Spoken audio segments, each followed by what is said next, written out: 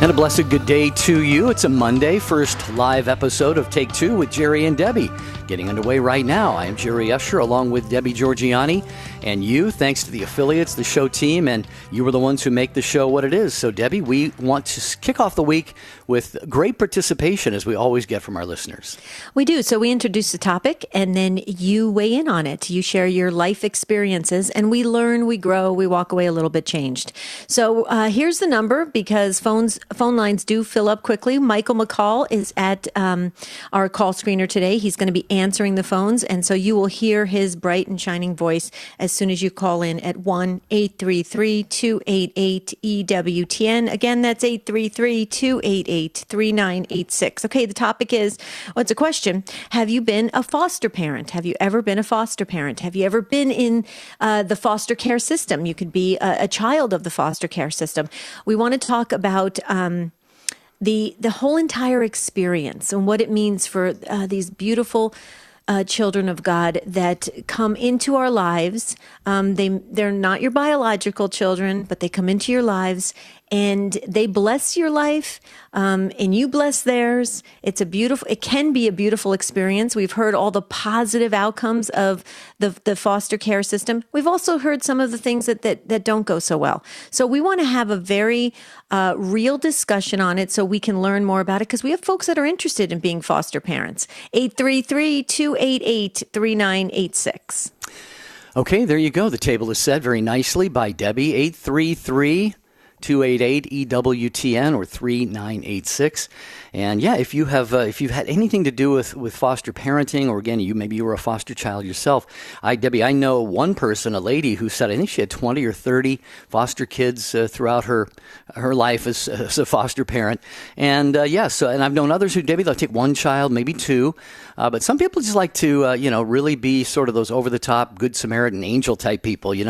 They'll take in a whole number of kids during their lifetime. So, yeah, that's true. And you know what's interesting too, Jerry? Have you ever watched the stories of people that are accomplished singers or musicians or actors or actresses, and they talk about their life story, and at some point they were in the foster care system, and they credit their foster parents for the ability to develop their skill and for the validation they received and the love they received in the foster home.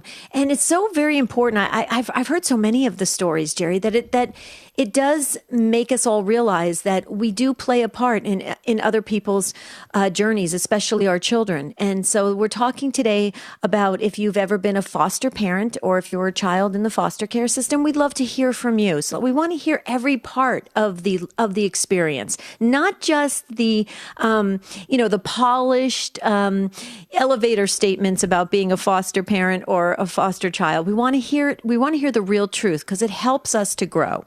833-288-3986. That's the number to call. You'll speak to Michael McCall. He'll put you on hold. You listen live and jump right into the discussion at the appropriate time. Yeah, and maybe as a foster parent, perhaps there were unfortunate circumstances that led you down that path. We hear, Debbie, a lot of times from people who have difficulty conceiving naturally, and so they decide to go through the adoption or the foster route. So let us hear your account of that. If you were a foster child, talk a little bit about how that changed your life.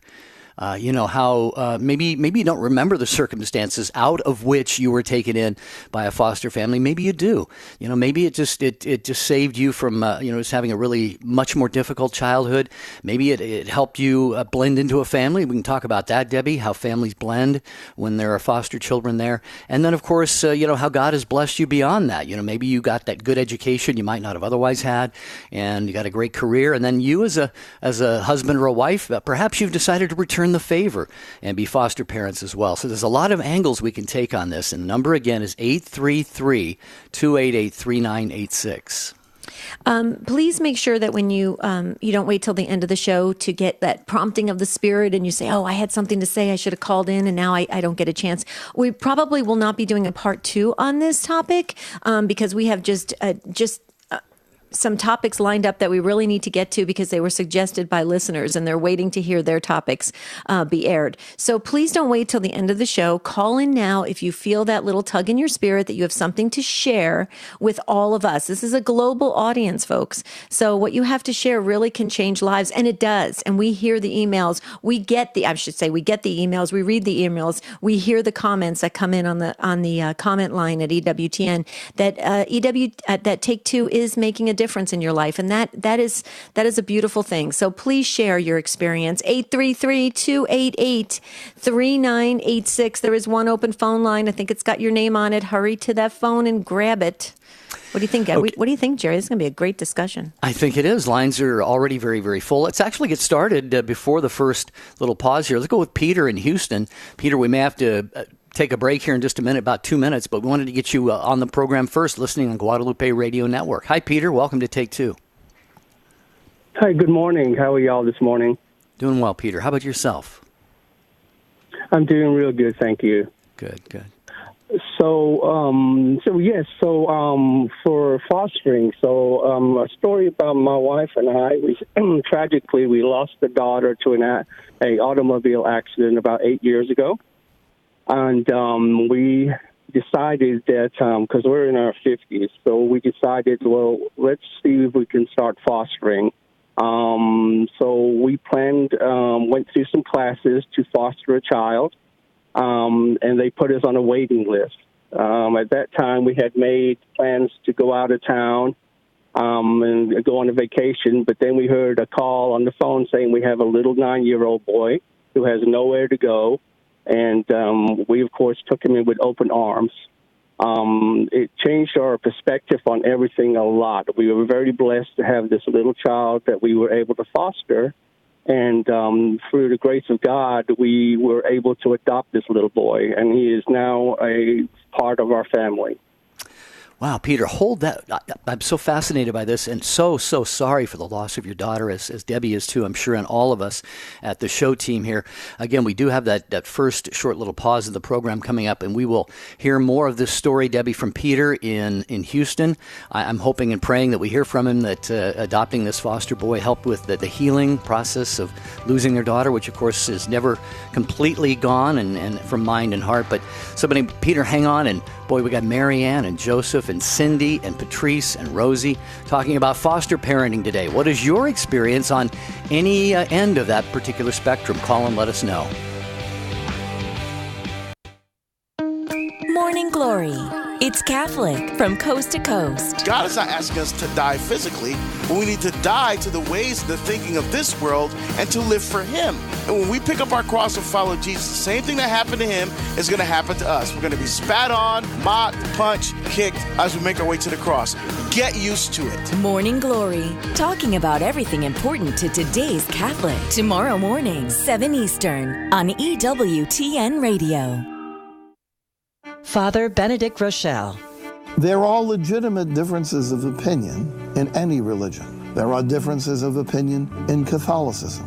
But in Catholicism, you expect that people will take the teaching of its supreme authority seriously.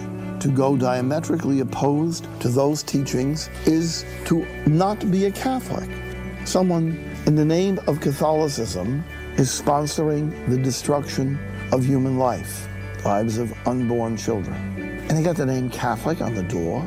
The highest authority in Catholicism and the encyclical Humanae Vitae, Evangelium Vitae, is absolutely clear that no Catholic can support abortion and that Catholics are responsible to take serious action against legalized abortion. The people you know and trust are on EWTN.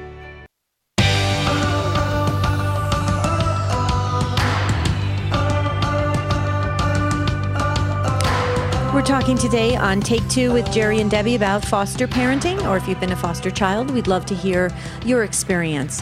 Just real quickly, we're talking with Peter in Houston, Texas, and we'll get back with Peter in just a second. Peter, hang on. Just real quickly, wanted to highlight Catholic Connection with Teresa Tomeo tomorrow morning, 9 Eastern time. Please, folks, if you've never, I don't know how you could have passed this up. Teresa does a fabulous job at keeping us up to date on what's happening in the world. And she is just a fine journalist and reporter and everything that Teresa does, she does it 100%. So please, tomorrow morning, 9 Eastern time, check it out, Catholic Connection. Okay, Jerry. Okay, Peter, back to you. Thank you. Your voice seemed to almost hit the pause button there, but Peter, if there was any more to that you wanted to add, feel free. And then I'd love to have Debbie share a few thoughts with you. Absolutely. And it's so sad that so many, we did not realize how many children are in need. There's literally thousands of children, and this poor little boy just showed up on our doorstep. All he had was a plastic bag full of things that he was able to take. And when we brought him in, he had some issues because, unfortunately, he was abused that we had to deal with. But now we've had him in our family for 5 years, and the change that he's gone through, with God's help, he has become a wonderful, wonderful young man. He's blessed us in so many ways, and I would absolutely tell everybody, if you're able to foster or adopt any of these poor children, absolutely hear God's calling and do it. Wow, Peter. I just wanted to say, we're so sorry let's go back to the loss of your daughter. We're so sorry that you and your wife had to experience that, especially with an automobile accident, because that's something that you couldn't plan for. You couldn't really probably say your goodbyes. And that just breaks our hearts that you had to go through that. We do have a prayer book for the Take Two family. If you feel comfortable, if you could give us her first name, I would love to enter her into the book just to keep her as part of the Take Two family. And then I wanted just to comment on the little boy. Yeah, your daughter's name? Jackie. Jackie. Oh, beautiful. Beautiful. Okay, she's in the book. Hopefully forever, if I can keep these books going. Yeah. But Peter, you went through that hard experience with the loss of Jackie, and then to have this little boy you and your wife were very open to continuing on being parents. And then this little boy comes in your life, and he, like you said, he comes with basically just a few material items that he possesses. And what a beautiful encounter for you and your wife and this little boy. He's on a journey. He's trying to heal from the abuse that he suffered. And it sounds like you and your wife are trying to heal from the grieving of losing your daughter, Jackie. And so all three of you come together.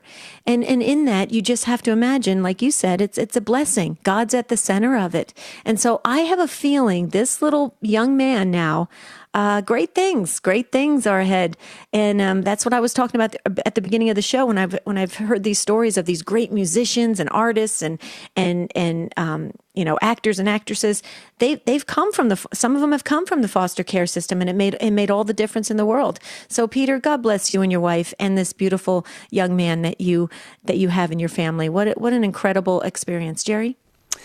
Can't add to that, Peter. Any final comments there? We got jammed phone lines. A lot of people have their stories to share too, but any last thoughts from you, Peter, before we let you go? Just if you feel God's calling, go ahead and trust in God. He always has a plan. Amen. He does. Peter, thank you for leading off in such a beautiful way. We appreciate that. Talking about foster parenting today. Have you been a foster parent? Did you have a foster parent? What was the experience like in either situation? And how did it make your life better, or perhaps changed your course in life? God is doing so many beautiful things. So we're going to talk to Marianne next, listening on the Station of the Cross in Dover, New Hampshire, to Take Two with Jerry and Debbie. Hi, Marianne. Hi there, Jerry. Hi there. Hi. Yes, I am 79 years old. I was 28 when we brought our foster daughter into our home. She came for the weekend and stayed for 7 or 10 years. We had 3 little girls that were my own biological children. 3 little girls that I had before the oldest was 2.5. I had 3, and I wanted to have 12 just like that. But it wasn't meant to be, and so we started having our foster children. And at this time, Jerry and Debbie, this was in 1968 and 69. There were no big standards that you had to fill, no tests that you had to go by. They just needed a place for a person. She was in jail, one of them, and the policeman said, have you have any room at home for this girl? And so it was one of our funny stories. We brought her home, and she told us how her mom sent her out of the house, and she lost one of her shoes, so she climbed back in the window. But by the way, that next morning, she left, and we never saw her again. Look at that. That's at least 40 years. And that's happened with a couple. But as I speak, my 64-year-old foster daughter, the one that came when she was 13, is close to dying.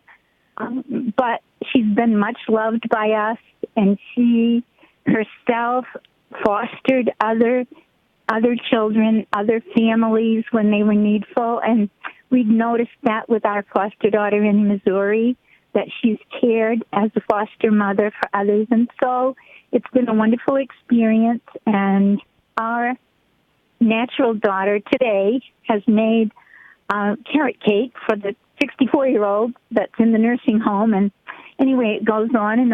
And I thought, even within the last few days, I thought, isn't it amazing that if we'd had the big family that I thought we would have, and we would never have met these young people that were our foster children. That's beautiful. Marianne, let me ask you a question, because this is why I have a lot of friends who were hesitant to jump into to being a foster parent, because they were afraid that they would get attached, and then the kids would be they'd move on or be moved to somewhere else. How did you deal with that? I mean, it sounds like you have such a beautiful heart. It sounds like you just let these beautiful children come into your life, grace your life. You were part of their life, and you have a really beautiful way of transitioning that. Can you help Can you help the rest of us who are maybe possibly discerning, jumping into it as a foster parent? Well, without planning it, it happened that when our own children that we had raised, let's say there were 6, 7, and 8, and we brought teenagers in, and we eventually realized that might be a good thing, because your rules that you have for your children that they've lived by may be so different that you say to yourself, you can't impose these same rules on these older children that had never lived like that. And that was very important. I think that was a really good lesson for us, You said something else, but I can't remember, Dad. Yeah, no, that's very good. We didn't lose any. We just a little boy and a little girl that came, and they only stayed for 2 weeks. And we just got to love them and wanted to keep them, and their mom took them back. But it was okay, we've never seen them. Isn't that something? Oh, wow. 43 years we've never seen them. Again, now, but we gave it our best, and most of them, I am the mother. I'm the mother. They call me Ma, Mom, and I get Mother's Day cards, and my husband gets Father's Day cards and birthday cards from these foster children, and we've been very blessed. Marianne, you had mentioned that the one who I believe you said is 64 years old is actually dying right now. If you're comfortable giving us her first name, we'll add you and her into our. Debbie keeps a book of living and deceased that we pray for each and every day. So if you're comfortable giving us her first name. Thank you, because her name is Bonnie Lee. And she may not die, but she's on oxygen and she's very depressed. And your prayers, our prayers, may help her, either to die well or to, be able to live with some hope. So, yes, I'd love to have you put her name there. Yep.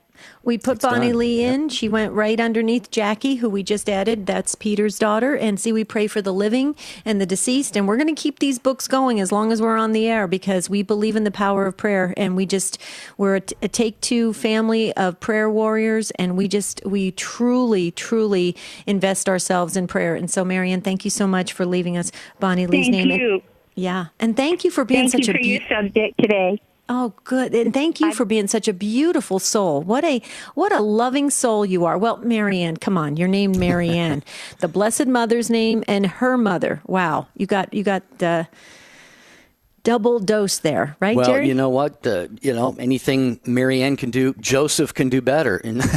By way of a name in Sioux Falls, South Dakota. Listening to Take Two with Jerry and Debbie on Real Presence Radio. Hi, Joseph. That's my middle name too, Joseph. So I'm glad that's your name. Welcome. That's funny. Thank How you doing? Yeah. All right. Well, I adopted my first son. He's 13 years old now, and I adopted him when he was 4 years old in 2010.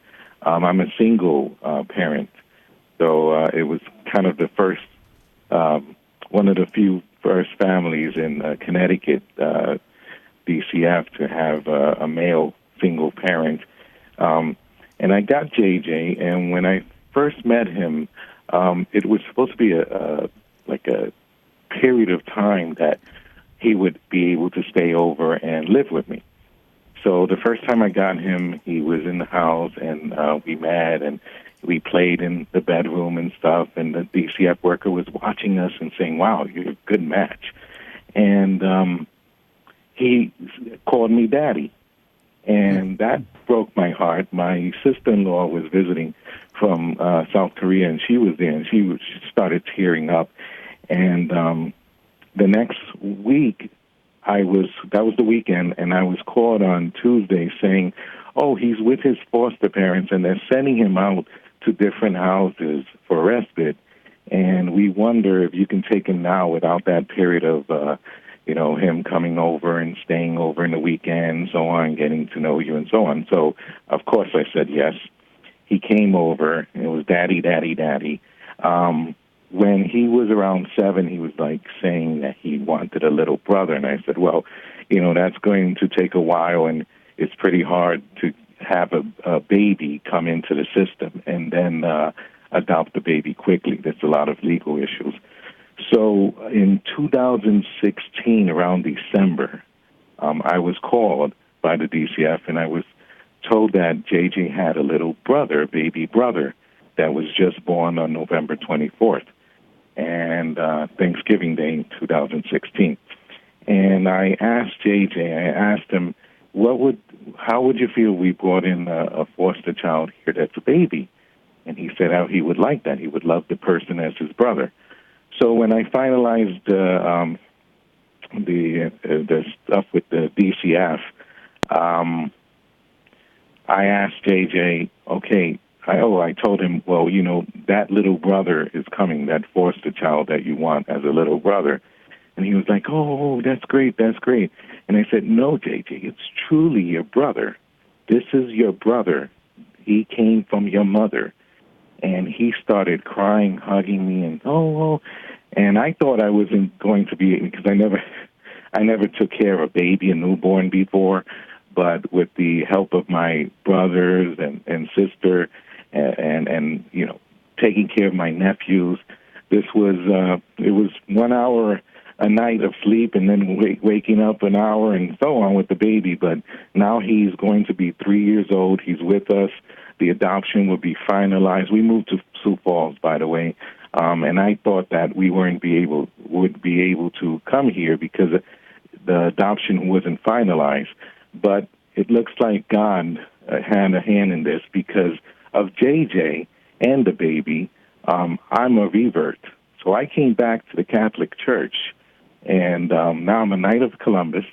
And it's just wonderful that these kids they bless me, and with coming back and with them being around, having them around, and so on. They're so lovely sons that I have, and he should have his Simon should have his adoption finalized sometime in July or August. So I'm a happy man here. Great. Wow. Well, I'm an emotional mess, Joseph, just a complete mess, because I can picture little JJ saying, I want a baby, and it's like the good Lord said, I'll give you a baby, JJ. We'll give you a biological, sibling. I mean, how beautiful is that? And then you were open to caring for that infant, and now you have just a bigger, a tighter family, and your faith is growing, and you're involved in ministry. And wow, your sons are very lucky to have you as their dad.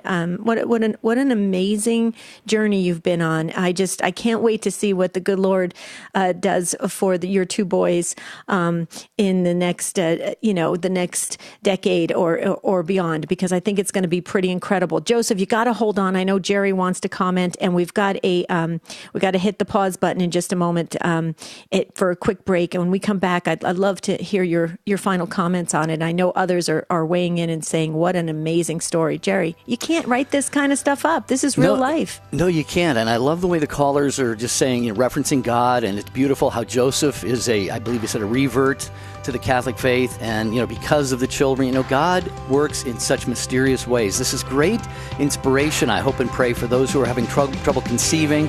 Wish you could have kids. Wish you could have more kids. Stay with us for more. Father Mitch Pacwa. Sin does not unite people, doesn't bring them together. Sin causes division and divides people up. The leading Catholic voices are on EWTN Radio. Jumpstart your faith. Now coming to a parish conference or retreat near you, world-renowned Catholic radio host Jerry Usher. It's not enough to stop doing whatever it is that's keeping you from union with God. For most of us, there are serious issues that need to be addressed first in order to be able to embrace that life of virtue. All those things we're all called to, but which every one of us struggles to achieve. Invite Jerry Usher today. Contact thirdmillenniummedia.com. It's time for Family Man with Dr. Gregory Popchak. Want to be more successful? Be humble. A study at Duke University found that successful people tend to exhibit more humility than less successful people in the same field. Being humble doesn't mean beating up on yourself or denying real gifts or talents. That's self-deprecation, which is neither a strength nor a virtue. Exercising true humility, in both the theological and psychological sense, means being willing to see that you don't have all the answers and you can learn a lot from listening to the people around you. Researchers found that humble people did a better job of adapting to new circumstances and soliciting support from others, both of which contributed to the increased success of more humble participants in the study. Jesus said that the meek will inherit the earth. Well, science and the Bible agree. Let humility be the secret of your success. I'm Dr. Greg Popchak, but you can call me Family Man. To discover more ways faith can enrich your life, visit CatholicCounselors.com. Hi, this is Janet Williams. You don't have to be a woman to enjoy Women of Grace tomorrow at 11 a.m. Eastern here on EWTN Radio. Now, back to Take Two with Jerry and Debbie.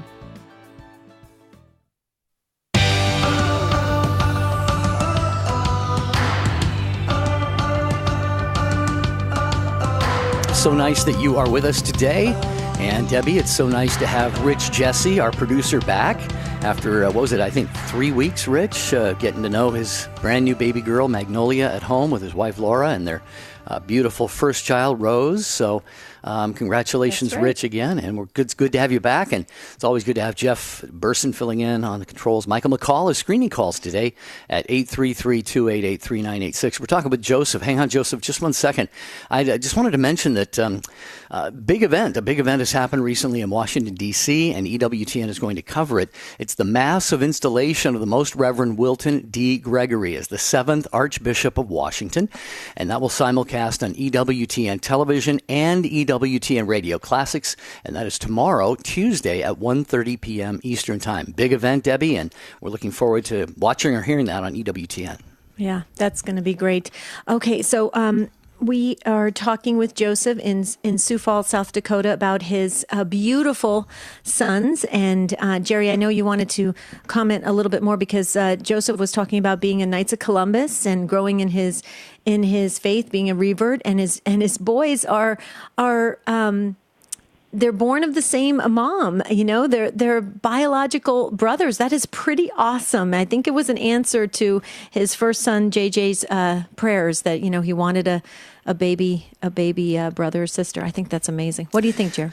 Well, it is, Joseph. Very, very inspiring. Debbie mentioned that she was very, emotional about your story, and I think many, many people were. And it's just beautiful what the Lord has done in your life, Joseph, because of your generosity. Yeah. You said there's a need here. I'm going to fill this need. It's beautiful how the two brothers came into your home, and then God has looked at your heart, Joseph, and said, "I want more for Joseph." God had gotten more from you. Then I think God said, "I want more for you." So, reinvigorating your faith, getting you in the Knights of Columbus, and now I'll bet as a family you all have that unity in the sacramental life of the church. Is that true? I mean, fair to say? Yes, Yeah. because JJ is an altar server, and he wants to be confirmed, so that should happen next year. Well, you might have a priest in your family, Joseph. Debbie and I can never resist the temptation to say that, but I know it's God's will. Anyway, Deb, what a great call. Either JJ or Simon. There you go. Jer, is your second son, is his first name named with a J as well? No, he's Simon. Oh, he's Simon. Okay, I didn't catch that. Okay. Oh, how beautiful. Oh, my goodness. So they are. I have Joseph and Simon. Joseph, right. So JJ must really be very protective of his little brother, is he? Oh, yes, he is. If at any time I have to leave Simon for a babysitter and so on, he wants to be there. So they have to sit for both of them. Oh, I love that. And real quickly, how many years apart are they, Joseph? JJ is 13. Simon is going to be 3, so 10 years. Okay. Just to let you know, my sons are almost 7 years apart, my two boys, and they are so close. I mean, to this day, my oldest is 30, the second is 23, and they are super close. They're raising their kids. The kids all get together and everything, and it's pretty amazing. So don't worry about that age gap, because when they get older, they get even closer. So I think it's pretty awesome. Yeah, Thanks, Joseph. They're close now. Yeah, well, we'll be praying for all of you, Joseph, and thanks for making this an even better program with your participation. Cindy is next in Anchorage, Alaska, listening on 94.1 KHRM. Hi, Cindy. Welcome to Take Two. Thanks for your patience. Hi. Hi, Cindy. Thank you. Yeah, sure. Go right ahead. So my story is a little bit different. I came upon fostering my granddaughter, actually, in 2016, November 23rd, so the day before Thanksgiving. I got a call from the Child Protective Services that I had a granddaughter that was born, and was I willing to take her under my care, emergency. And it was quite a surprise. I was actually on my way out to meet my other granddaughter that lives in Denver with her parents, that was born exactly a month before that baby. And ironically, both of them shared the same, one had the name Vivian for a middle name, and one had that for her first name. So it was quite a surprise, and I ended up canceling that trip out to see the other granddaughter, and ended up going to the NICU ward where I met Layla, my granddaughter that I presently have guardianship of. And it has been quite a journey. It's had its challenges. I was judged because of my age. I'm 58, but a young 58. A single mother to a wonderful 16-year-old daughter. And I had been in a relationship for 14 years, which ended because I chose to take her on and give her the opportunity to have a loving home and stay out of the foster system. And so I guess what I want to say to all of those that are listening is, it is, for me as a grandmother, and being involved with the Child Protective Services, and I, of course, had to be in the same exact mind frame that foster parents are in. In other words, there was no differentiation between me being grandmother or me being Layla's foster parent. I did the same exact things that anyone else would have to do. And it was hard. It was difficult, but as I laid there and watched her struggle in the NICU ward, and then at the 3-week period when they said, "Are you going to take her in and care for her?" My heart was heavy, and I said, "Of course. What else would I do?" So, that being said, I just want to reach out to all of those that are listening, and even if there's biological grandparents that might be faced with this challenge, that they would open their heart to those children and just know that the journey is well worth it. And I couldn't be more blessed. Wow, Cindy, thank you for doing what you've done. And out of all that you just shared, when you described that moment when Layla was 3 years old and they looked at you, the hospital staff, I presume, and said, are you going to take her in? It's kind of like, I'm envisioning one of those moments in a movie or a TV show where everything just kind of goes into super slow motion for a second, and you're going, and then you thought about it for however long. And like you said, your conscience and your heart told you that you really didn't have much of a choice. And that's so beautiful. That's so like God. It's so like Jesus, so like our Blessed Mother. So you've done, something that, not everyone has to do. And certainly, like you said, it brings challenges. But Debbie, now you've got Layla, who's a teenager. And I believe. No. No. She's 3 now. Oh, okay. I'm sorry. Just turning 3 in November. Oh, okay. 3 November 23rd. Okay. And so at my age, though, I took her home, and I was ready to leave Alaska because I have no family here. It's just me, and the winters are real long. I've, done my time here. It's beautiful in the summers, but it's quite hard in the winter. Mm-hmm. And so when I took her home, I just remember it was, a cold, dark day. I was very just distraught because both of her parents have also fallen into the opiate crisis. And so it was just this moment of I walked into the NICU ward and I see this baby and the parents aren't there. No one's there, but, she's in an isolate crib and, she's got nurses coming in and out and there's other babies that they're caring for. And believe me, they are angels up there in the NICU ward. Right. And I began it was like parenting all over, and I held her and I rocked her. And of course, there's a group called Cuddle Care that can come in and, rock those new babies because they have no one. I had that help. I mean, when I couldn't get up there, those women would donate time and men and go in there and rock her. And they told me that she would have challenges, that she would not be able to console. And there were struggles, but I took her home that dark winter day and I kept the house peaceful. I rocked her. I sang to her. I just opened my heart and arms to her. And now she just lights up a room. I mean, she is ear to ear smile all the time. And she still has her 2-year-old moments, but she is just an angel. And wow. I don't know where she would be if I would have told the foster system, no, I cannot do this. The other grandparents, they live in Utah and they have, of course, better financial status than I do, but they weren't willing to take that on. And I just, I hope that I might find parents that would allow me to be in her life as grandparent and, maybe that she would have that opportunity to have 2 loving parents that were willing to do that and always allow me to be in. But that's a hard one to find.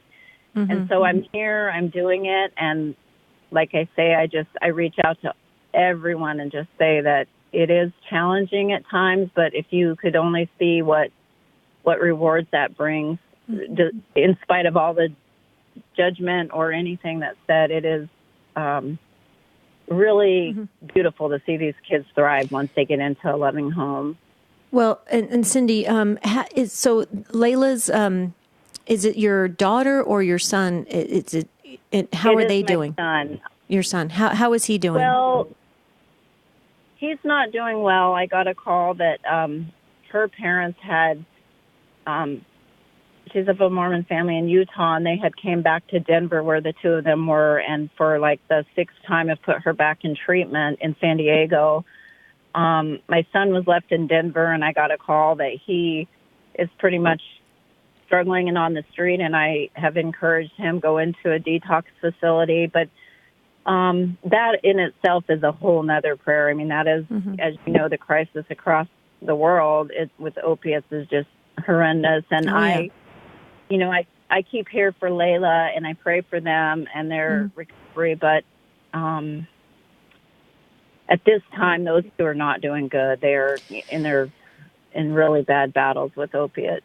Okay, well, we put your whole entire family, and including Layla, beautiful Layla, in our prayer book. So just so you know, and Cindy, you put it out there. You know, you're a beautiful, beautiful soul, and what a wonderful grandmother you are, and now mom to Layla.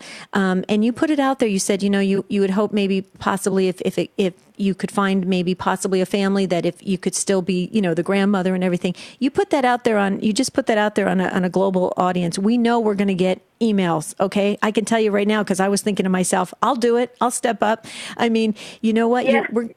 We're going to get people who are going to say that. So please keep us posted on how you are doing and how Layla's doing and how your son is doing and the mother of this child and keep us. I definitely will. Yeah, we're all with you in prayer, and if we can be there down the road somehow to help, especially in prayer, but however God designs, you know what? That's what being the body of Christ is all about. So you're just a beautiful soul. God bless you. And Layla's wow. Don't you have a good feeling, Jerry, that Layla is just going to be there for Cindy, and it was a match made in heaven, I just believe. Well, yeah, God does amazing things through all of these situations. And Cindy, I wanted to comment on one of the first things that you said, and that is you're 58, but I'm a young 58. Well, I'm going to be 58 in about 5.5 weeks. So 58 is a young age, Cindy. Yes. And I think that God, I think that at the time that I lost my relationship and still hurting over that, but there was more to, that was just a kind of a nudge, I feel, for me to realize that, Layla's far more important. And, I think that it just opened doors for me. And I hope to go back to school. I hope to do the things that I still was trying to do prior to all that. But then I wake up every morning and I see this little girl running around with so much energy and life in her. And I think, where would she have been had I just sent her, into foster? And not to say that there's not beautiful foster people out there, but they move those children around. It's not like they stay in one home forever and then get adopted. And so I think I did the right step in this. I think that I've had my life, and I think that Layla is priority to me right now. Right. Yeah, well, that's beautiful, Cindy. Thank you for everything you have shared here on the program. Because, sometimes these situations do bring a lot of risks and a lot of issues with them. Debbie and I have a friend who took in a foster boy when he was about 8, 9, 10 years old, and he had been bounced from foster home to foster home all through his life. When I met him, I could immediately see that he had a lot of issues with authority and a father figure and everything. And my friend ultimately was accused by this boy falsely of sexual abuse, and my friend spent 7 years in prison. So I don't say that, like you said, Cindy, there are a lot of great situations out there, but there are some that, and this one, I'm not going to say it doesn't have a happy ending, because my friend is now, he came to Christ in the Catholic faith in prison and is now, working very, very, in many ways for the Lord. So, but anyway, Cindy, thank you so much from Anchorage, and bless you and Layla. We'll keep you in our prayers. Yeah, and I knew it. I told you the Take Two family, Cindy. We're already getting comments coming in saying, Cindy, keep us posted. So always email us, Cindy, if there's anything. Take two, the number 2 at EWTN.com. Thank you, Cindy, again. Beautiful story. Okay, Jerry, where are we moving next to? Patrice, right? Patrice in Houston, Texas on Guadalupe Radio Network. Hi, Patrice. Thank you so much for waiting, and welcome to Take Two. Good morning. Hi, Patrice. I personally have never been involved with being a foster parent. I have 6 children of my own. They're all grown. And I have always wanted to be a foster parent, but I have multiple sclerosis, so I have I'm limited in what I can do as far as being able to be an active part of their lives. I have a niece that is a single parent. She has a child that has a lot of emotional needs. She decided a couple of years ago that she was going to become a foster parent, and she spoke with several people about it. And everybody told her, do not do it because your daughter will not transition well with this. She went to multiple classes on how to manage this child. It was going to be a little boy. I say little. He was 8 years old. Her daughter was 7. She went to all of the classes on how to manage him because he was a result of every kind of abuse imaginable. And he had been in and out of the foster care system 6 times. And she decided to take this child in, which sounds nice, but what I'm trying to say is people that want to take in children as foster care children need to look at the entire picture, not just look at the thought of, oh, this sounds good. I want to be a foster parent. This will be easy. It is hard to be a parent with 2 parents, much less a single parent with a child, with 2 children that have really big emotional needs. And she didn't listen. She took the child in. She had him for 4 months before she had to put him back in the system, which was so traumatic on this little boy. It's still to this day.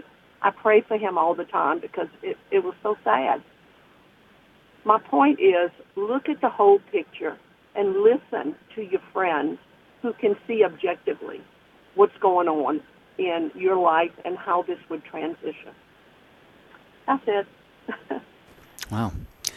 Go ahead, Deb. You got a thought? I have a couple thoughts. I was just going to say that's great advice because as you know, you heard Cindy's call with her granddaughter Layla, and you know, as Cindy was saying, you know, she had hoped maybe to find a family that could take Layla in, but she could still be part of it. You know, as you're listening to it, I think all of us who have a heart for children were like, pick me, we'll do it. But you're right. You know, you really have to weigh the entire situation of where you're at in your life, your relationship that's going on in your life, your whole life circumstances before you enter into this, because like you said, it was so traumatic for this child to go back into the system.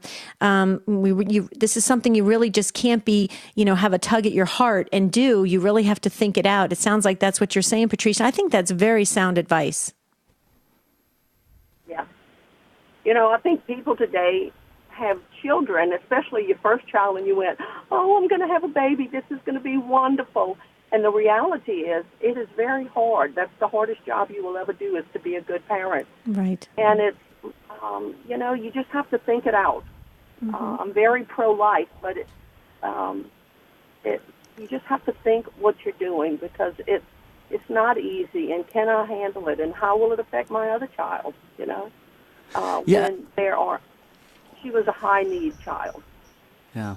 Well, you're right, Patrice. Not only does this have to be well thought out, it has to be very thoroughly discerned. You know, parents, your heart wants to leap and jump into something like this, and that's very, very understandable. Again, getting back to my friend, he and his wife were having trouble conceiving, and that's when they entered into the foster or adoption process. And as is so often the case, Debbie, they actually got biologically pregnant during the adoption process. Yep, they conceived after that. Yeah, and one of them said, well, let's go ahead and just have our child for now, maybe adopt later. And the other parent said, well, you know, we've gone so far down the road with this boy, you know, I really feel obligated. And this boy had a brother too, and they wanted to be adopted together. So here's another situation. And my friend and his wife could only take one child in, so they were separated. So there's so many dynamics that go into this. All the great, beautiful, heroic things that are done, and the great way that God moves in these situations.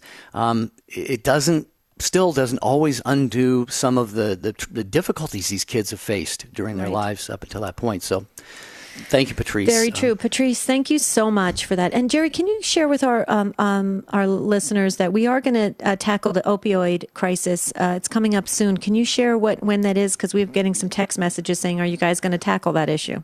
Yeah, well, that was one of our callers a couple calls ago said that she has her granddaughter, I think Layla's grandmother, because of her son, and he's having trouble with that. Yeah, we it's interesting. We plan these shows sometimes weeks in advance, and this Wednesday, 2 days from now, we're going to be talking about the opioid crisis and maybe even broaden it out, the entire crisis of illegal drugs, or now even some legal drugs, and how these, I guess opioids aren't technically illegal for the people that they're prescribed for, but we're going to be talking about how you or your family have been impacted by that, because, Debbie, it's touching so many lives today. It's just out of control. It's horrible. Mm-hmm. Yeah, and also too, folks, we do have full phone lines. This is why we're going to be launching the after show, Take Two after show in June on our 4-year anniversary, and we hope you join us for that, because we can continue the conversation so that we can talk to everybody and develop a kind of an in-depth understanding of the topics rather than more of the surface level. Jerry, do we have time to go to Rosie, or we didn't even? So. Okay. Rosie in San Angelo, Texas on Guadalupe Radio Network. You're a first-time caller. Thank you very much. And Rosie, we just have a couple minutes. We'd love to get you on the air. Thank you. I enjoy your show, and thank you for taking my call. I am not a foster parent, but I have my big brother who is a foster. They are foster parents, and then they ended up adopting 3 little ones. And then I also have a little sister. Well, she's in her 50s. She's still little. At any rate, and her and her daughter became foster parents, and they adopted 2. Well, my sister adopted 2 of the children. And these 5 little angels that have been adopted into our family, well, they're part of our family, and they are just blessings to us, to our family, especially to their families that adopted them, which is my brother and my sister. But it's just, when they're around, it's just like, this is my nephew, this is my niece, right. and they're just a joy to have. Yeah. And that's all I wanted to say, and I just... Right. Well, Rosie, what I love about your story is you were talking about your brother and your sister doing this as foster parents, but your whole family has embraced these children as the family, and that's the beauty of it. I think that's what I'd love to tap into, especially to close this conversation for today, is the fact that these children, when they come into our lives, they're part of our family, whether they stay with us for a week or for a lifetime. That's what family's all about. Just like we are a bigger, Take Two family. I think the more we develop this concept of family, we feel the love and we feel God's graces. But if we all stay on our own little island, it's hard to relate. And so I love what you shared, Rosie. I think it sounds like you have a beautiful big family, and thank God that these children are blessing your lives. Jerry? Thank you so much. Oh, thank you, Rosie. Appreciate that. Okay. As Debbie said, we were able to get Rosie